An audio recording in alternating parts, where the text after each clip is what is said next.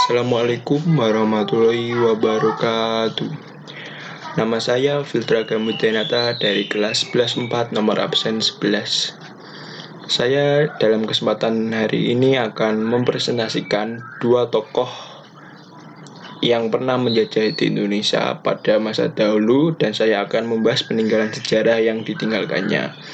Yang pertama, saya akan membahas Herman William Daendels. Herman William Daendels lahir di Hattem, Republik Belanda 21 Oktober 1762. Meninggal di Elmina, Pantai Mas, Belanda 2 Mei 1818 pada umur 55 tahun. Beliau adalah seorang politikus Belanda yang merupakan Gubernur Jenderal Hindia Belanda yang ke-36. Ia memerintah antara tahun 1808 sampai 1811. Masa itu Belanda sedang dikuasai oleh Prancis. Pada saat tiba di Indonesia, kondisi Belanda sedang bertempur dengan Inggris, dan waktu itu jumlah tentara pasukan Belanda tidak sebanding dengan pasukan Inggris. Maka Herman William Daendels melaksanakan teknik licik, yaitu dengan menyuruh pribumi menjadi tentara. Ia membangun rumah sakit dan tangsi-tangsi militer baru. Di Surabaya, ia membangun sebuah pabrik senjata. Di Semarang, ia membangun pabrik meriam, dan di Batavia, ia membangun sekolah militer. Kastil di Batavia dihancurkannya dan diganti dengan benteng di Meister Cornelis, yaitu sekarang adalah Jatinegara. Di Surabaya dibangunnya benteng Lodewijk, dan proyek utamanya yaitu Jalan Raya Pos adalah Jalan Raya Anyer sampai Panarukan yang kurang lebih panjangnya yaitu 1000 km yang terbentang sepanjang utara Pulau Jawa. Pada tiap-tiap 4,5 km tersebut didirikan pos sebagai tempat perhentian dan penghubung pengiriman pusat surat-surat. Tujuan pembangunan Jalan Raya Pos adalah memperlancar komunikasi antar daerah yang dikuasai Daendels di sepanjang Pulau Jawa dan sebagai pertahanan di pantai utara Pulau Jawa.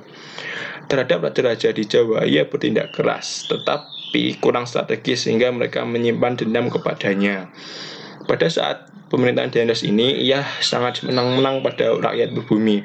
Ia menyuruh raja-raja di Nusantara untuk tunduk kepadanya, seperti yang dilakukannya kepada Sri Sultan Hamengkubuwono II. Dia merubah posisi Sultan Hamengkubuwono menjadi minister. Minister adalah menjadi pesuruh dari komandan Belanda. Selanjutnya, tokoh yang akan saya bahas yaitu Thomas Stamford Raffles. Beliau adalah jenderal Inggris yang pernah berkuasa di Nusantara. Dulu, Inggris pernah berkuasa di daerah Bengkulu, yaitu daerah yang berada di Sumatera.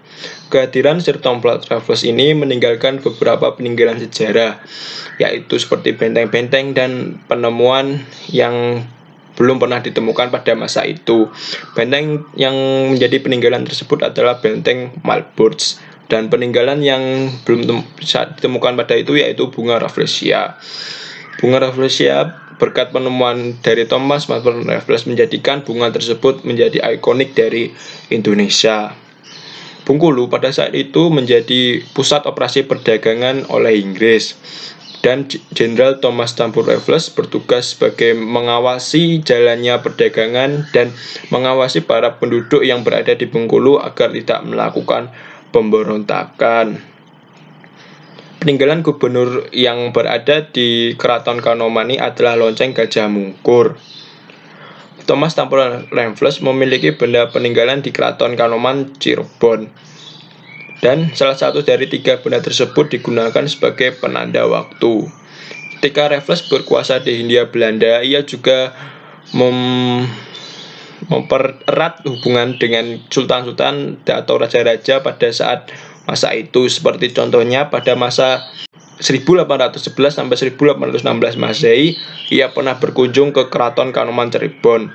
Selain berkunjung, Raffles pun memberikan hadiah atau upeti kepada Sultan Komarudin II atau Sultan Kanoman VI. Ketiga benda tersebut yaitu sebuah lonceng atau alat pemotong tembakau dan mesin jahit buatan Inggris. Sekian presentasi yang saya sampaikan mengenai dua tokoh yang pernah berkuasa di Nusantara pada masa penjajahan. Apabila ada kesalahan kata atau kata-kata yang terbata-bata, mohon dimaafkan. Wassalamualaikum warahmatullahi wabarakatuh.